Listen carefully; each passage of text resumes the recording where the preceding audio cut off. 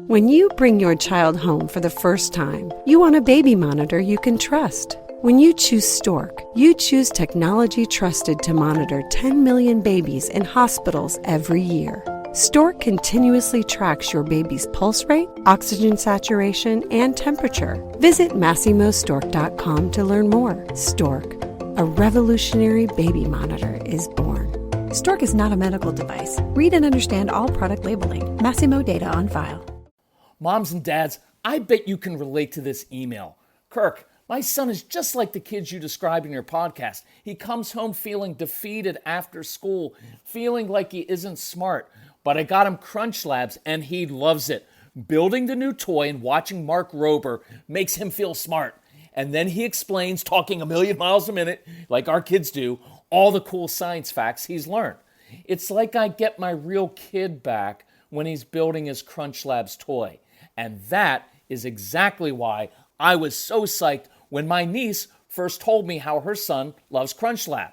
Confession, this is the one sponsor I wanted more than any other because it's such a perfect fit for our kids. So go to crunchlabs.com/calm and you'll see why.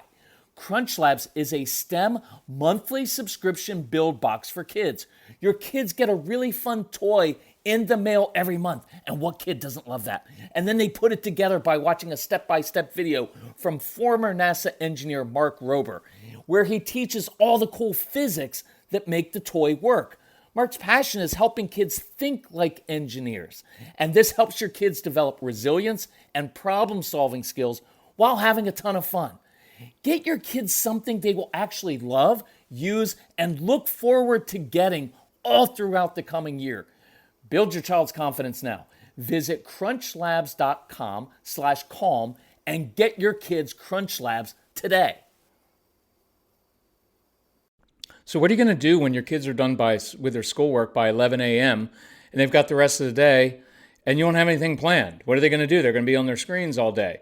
Or what if they can't ask teachers questions, or they start to fall behind in their classes and they're not good at organization, they're not good at attention and follow through, and all these other things that are going to happen? And what about social skills and friendships? Because your kids already struggle with that, and now they're not even going to be in school with anyone, and extracurriculars are canceled. And what about screens? Because your kids have to do their schoolwork on screens now. At least for some of us, school was a way, at least when they were in class, it was 50 minutes at a time where they weren't looking at the screen. Now they have to do their work on screens. How are you going to handle that? There's a lot of anxiety out there. So we're going to talk about that today on the Calm Parenting Podcast. And if there was ever a time when we could use calm, it's now. So I'm Kirk Martin, founder of Celebrate Calm. You can find us at celebratecalm.com. Pretty easy. Reach out to our son, Casey, Casey, at celebratecalm.com. He's an awesome kid. He will be able to help you. You email him, tell him about your family, what you're struggling with. We convene as a family. We talk about it. We come up with ideas. We email you back. We give you suggestions and strategies and recommendations. If you're interested in our products, we'll put together a special package just for you to meet your family's needs within your budget. And by the way, we have huge sales right now because families are struggling. And we want to help because that's our mission. So look at our website. You'll see it at celebratecalm.com. There's a special sale. There's a boot camp. There's an OBS program. Whatever you need, we're here to help you. But let's talk about that anxiety, right? Because we're getting emails already. Look, we're yelling already. Everybody's all tense. We're just starting out.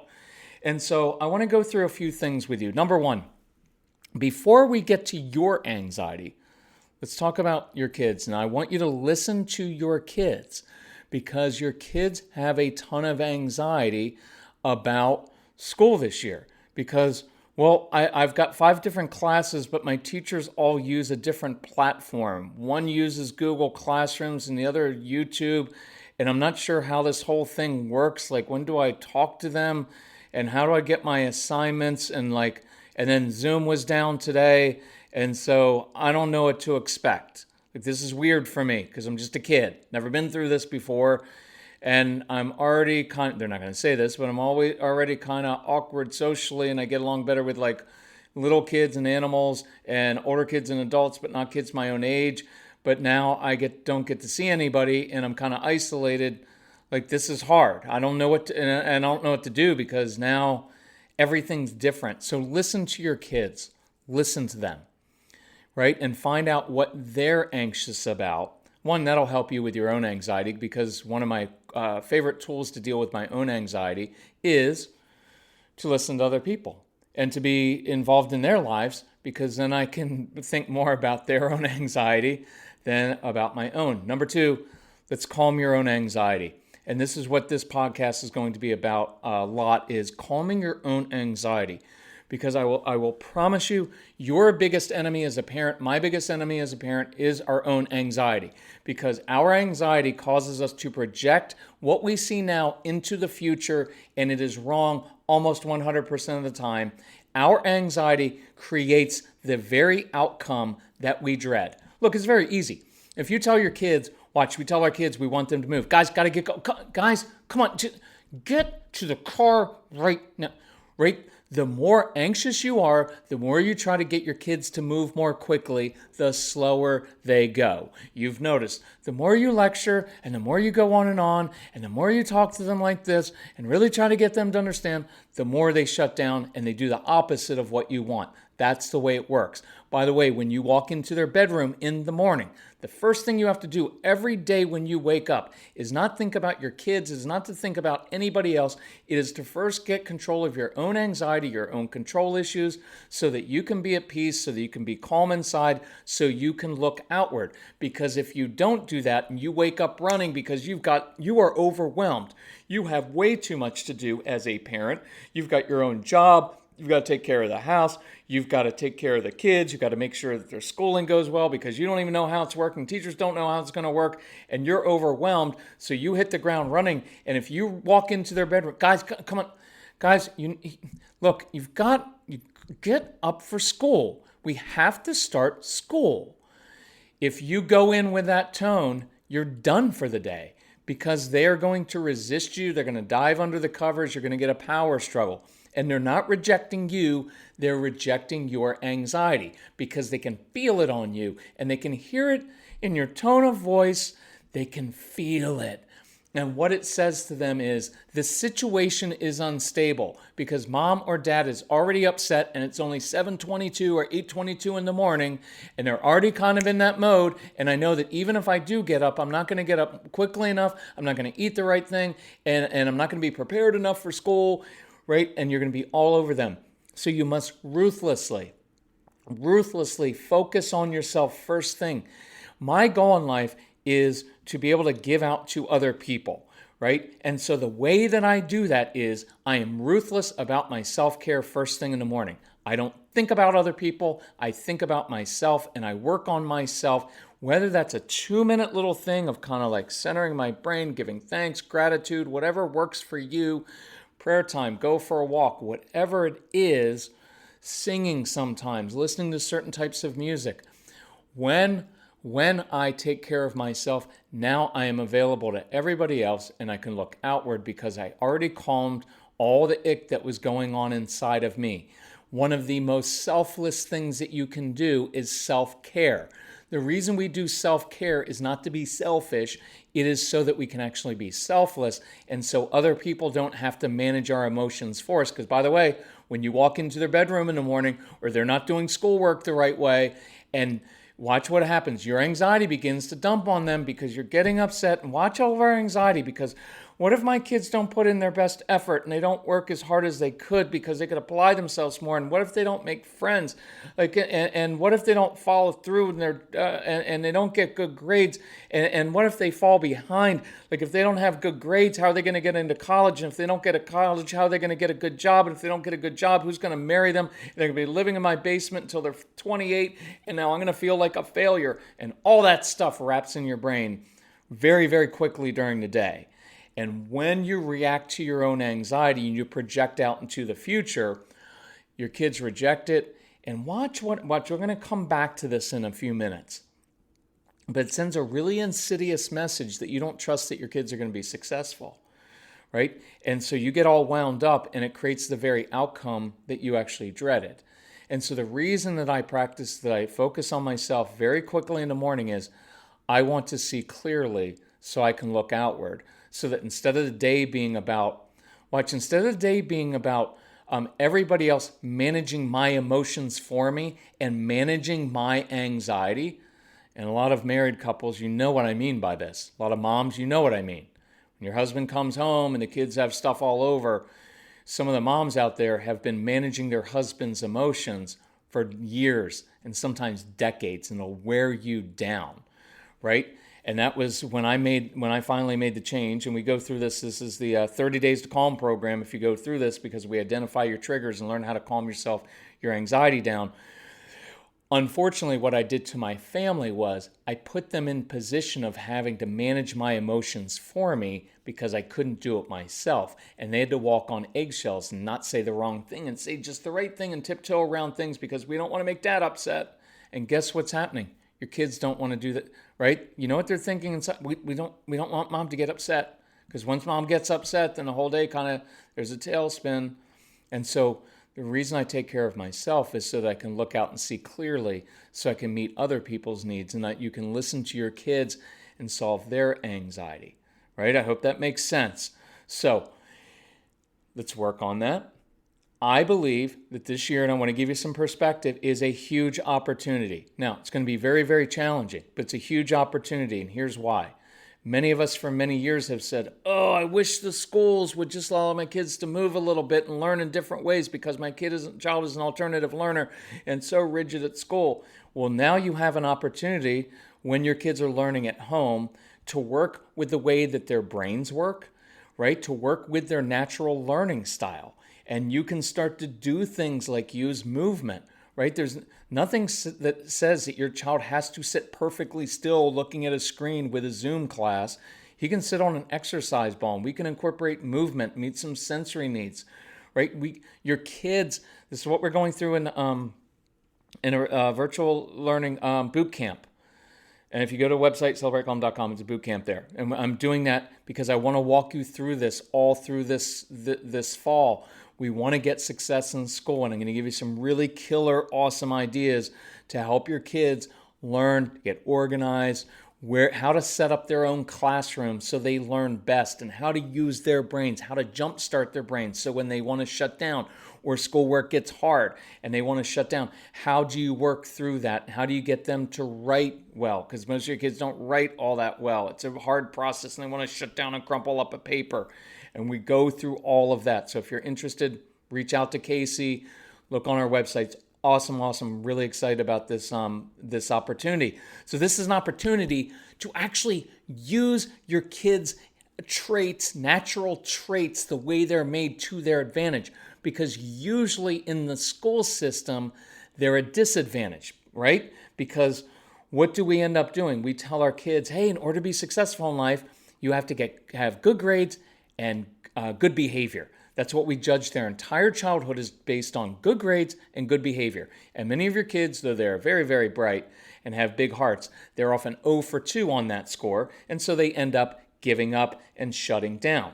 And so this is an opportunity to actually build their confidence now, because we now, as the parents, you are in control of your child's education. It's not the school, the teacher, the district, it's no one, it's you. You get to decide how your child learns when he's at home. And I want to begin to build your child's confidence and show him that he's not dumb and he's not stupid. And even though he gets in trouble at school a lot because he's impulsive and all these other things, he's a really bright kid who actually has advantages other kids don't have, right? So I encourage you, one of our favorite ideas that we've used through the years is giving kids a report card. Let me do it really quickly. The regular school report card is fine. What it tells you is how are they doing against all of the skills that are necessary to do well in school. Do you sit still well? Do you listen to the teacher telling you things? And then do you memorize that information for a timed test? Do you follow directions? And there are a lot of arbitrary things on there as well. How do you get along with other kids? Do you participate? Do you collaborate? How do you do with your behavior? Right? And can you sit still? All of these things, and for many of your kids, they're not that great at that. And so what they internalize is, I'm a dumb kid. I'm stupid. How am I going to be successful? So why would I even try? So I want you to have, school report card is fine. It tells you how they're doing in certain subjects. And I want to know how they're doing in math and with writing and reading. But I can kind of tell that myself. But what I really want you to do is make a different report card for your child. And I want you to really think about this at the beginning of the school year. Write down all of the traits necessary, not to be successful in school, but to be successful in real life. What are those traits that you really want to build into your kids and you want to cultivate, right? Good critical thinking skills, the ability to ask good questions, being a good thinker, right? Challenging people, right? Challenging their assumptions. Now, we will call it arguing because that's what they do to you, but they're basically challenging your assumptions. And one of the reasons it's irritating to you is because half the time they're right. Being persuasive, thinking creatively, being a leader. See, leadership doesn't always get rewarded in school, right? But it gets rewarded in real life. Having a lot of energy. I want that in my company. I want people with a lot of energy. In the classroom, not so much. The ability to hyper-focus, right? The ability to focus on something and go after it relentlessly, even if it's a very narrow field. That is a huge advantage that your kids have, but they don't get to usually use it in school. Some of your kids don't take no for an answer. You know what? That's a fantastic quality. It's irritating when you're kids, but it's a fantastic quality. So I want you to step back and think, what are all of those qualities that you want to develop in your child? And focus on those. And let's use this odd, weird pandemic schooling that we're doing to our advantage instead of being afraid of it. See, I want to give you confidence. I want to give you confidence to be able to say, hey, I know it's best for this individual child, and so I'm going to tailor his education for this school year to meet his particular needs, to suit his particular learning style, so that he actually learns more than he usually does, so that I raise a curious child who loves to learn and who grows in confidence, because a lot of your kids during the school year, their confidence and their spirit gets crushed, right? And they feel less than everybody else. And I want your kids to know, you guys, you have advantages that other people don't have. And so I want to dispel this anxiety, right? And I want to work on your anxiety. You know why? Because if you stay anxious and you're always kind of scared and I don't know what's going to happen and I'm afraid of the future and I'm going to project out, watch what ends up happening. When we get anxious about our child's future, we tend to lecture them a lot. And we get on them and we get on them. And we point out everything that they're doing wrong. And we micromanage them. And nobody likes that. And what it really tells them is, you're not really capable of being successful unless I'm here to point out all the things that you're doing wrong and to show you the exact way that I want you to do it. Right? And they begin to internalize that there's something wrong with them. And watch what else. The other reason I want you to be able to control your own anxiety is this. They're going to internalize. If you're all nervous and anxious about this school year, they're going to pick up on that. And they're going to think, all these changes and the way we're doing this is going to affect my future. And the fact is, it's not. It's not going to affect their future how this school year goes. It's just not, right? And you have the chance to make it actually a better school year than it usually is. But I don't want them walking around feeling like, we're getting behind, this is bad, because they're going to hear you talking to your friends about it. And I encourage you, change some of your language that you're using with all of your friends from like, the school district's such a mess and the Zoom didn't work and I don't know what we're going to do, to, no, I know who my child is. I know what my child is curious about. I know what my child loves learning about. I know my child's unique learning style, and I know how his or her brain works. And that's partly why I want you to listen to the ADHD University and the Strong-Willed Child program. And we've got a sale on that. On the Calm Parenting package or the Get Everything package, you get all of it. Okay? I want you to listen so that you feel confident. You're like, no, I know how my son's brain works best, and this is an opportunity for me to let him sit on an exercise ball, and while he's doing schoolwork and classwork, he can actually listen to music and chew on things. And we're going to do homework or schoolwork in different places in different ways because I know how he learns best. And now you infuse your kids with confidence because they're hearing like, my parents know what's going on. Your kids need reassurance. They need to know that the adults in their life and in their lives know what's going on.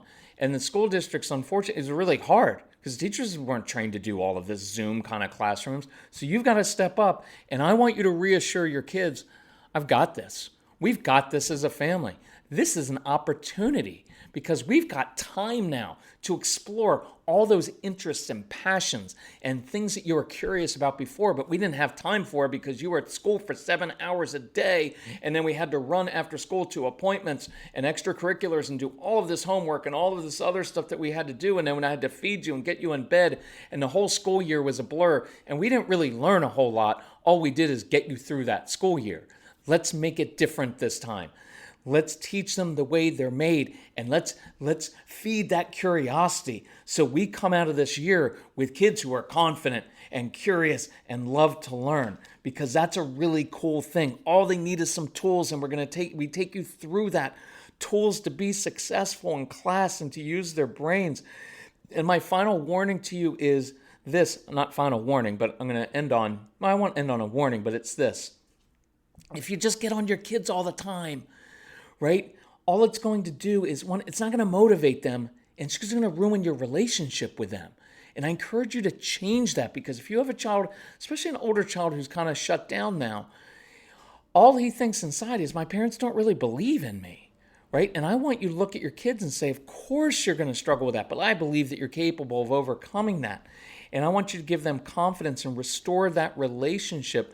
When you control your own anxiety, what you're able to do is look outward, listen to your kids and what they're going through, and then give them confidence about the future. Your anxiety ruins confidence because it says, I don't really think you can be successful. But when you control that and you start speaking positively and you know how their brains work, we can turn this into one of the best school years you have ever had. I promise you.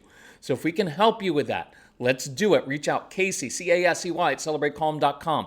We've got sales on everything. We've got half price on the boot camp for the next week, where you can ask me questions and I will mentor you through this.